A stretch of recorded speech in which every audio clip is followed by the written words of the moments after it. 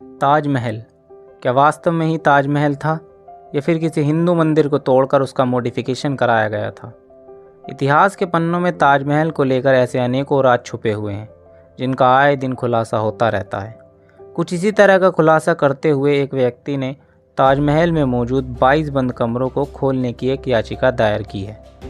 आखिर इन कमरों में कौन सा ऐसा राज छुपा हुआ है जो उस व्यक्ति ने इलाहाबाद हाई कोर्ट में याचिका दायर की? तो चलिए आज की इस वीडियो में यह जानने की कोशिश करते हैं कि इस बात में कितनी सच्चाई है। सफ़ेद संगमरमर से बना यह महल असीम प्रेम की निशानी है। दुनिया के 7 अजूबों में से एक ताजमहल, जिसको यूनेस्को ने विश्व धरोहर स्थल घोषित किया है। ताजमहल का निर्माण 1632 में मुगल सम्राट शाहजहां ने अपनी पसंदीदा पत्नी मुमताज़ महल की मृत्यु के बाद उसके मकबरे के लिए शुरू किया था। मकबरा 42 एकड़ परिसर का केंद्र बिंदु है, जिसमें एक मस्जिद और एक गेस्ट हाउस शामिल है। अच्छा, तो क्या कभी आपने सोचा है कि उस समय जब सीमेंट का निर्माण तक नहीं हुआ था तो फिर इन पत्थरों को कैसे चिपकाया गया होगा?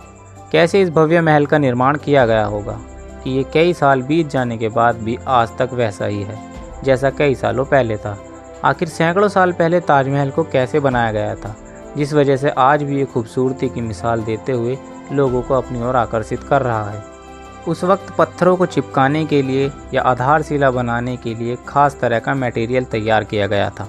theconstructor.org के एक आर्टिकल के अनुसार ताजमहल के लिए एक अलग सा घोल बनाया गया था जिसका नाम सरूज बताया जाता है। इसके अलावा इसमें गुड़, दालें, चीनी, राल, गोंद आदि को भी इसमें मिलाया गया था, जिसकी मदद से इसकी पकड़ इतनी मजबूत थी कि आज कई साल बाद भी ताजमहल भूकंप, तूफान, बारिश, धूप, गर्मी, सर्दी का मुकाबला कर रहा है।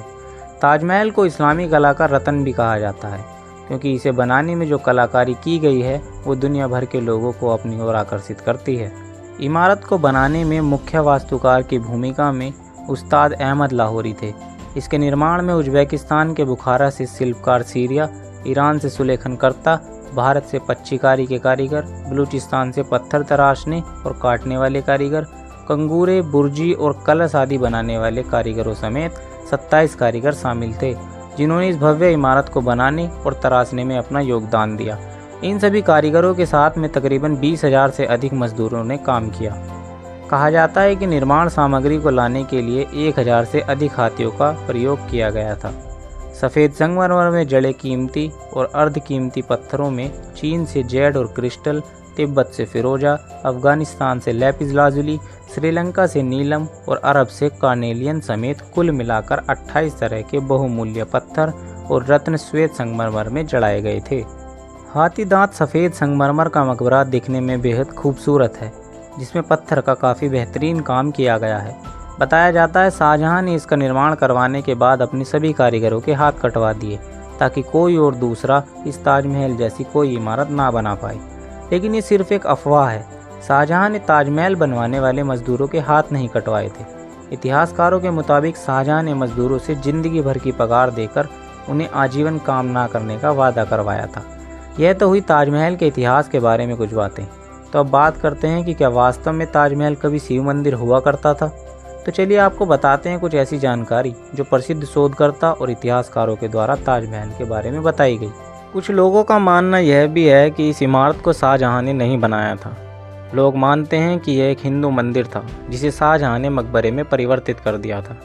इतिहासकार पीएन ओक ने अपनी 1989 में लिखी एक किताब ताजमहल द ट्रू स्टोरी में इस बात का उल्लेख किया है।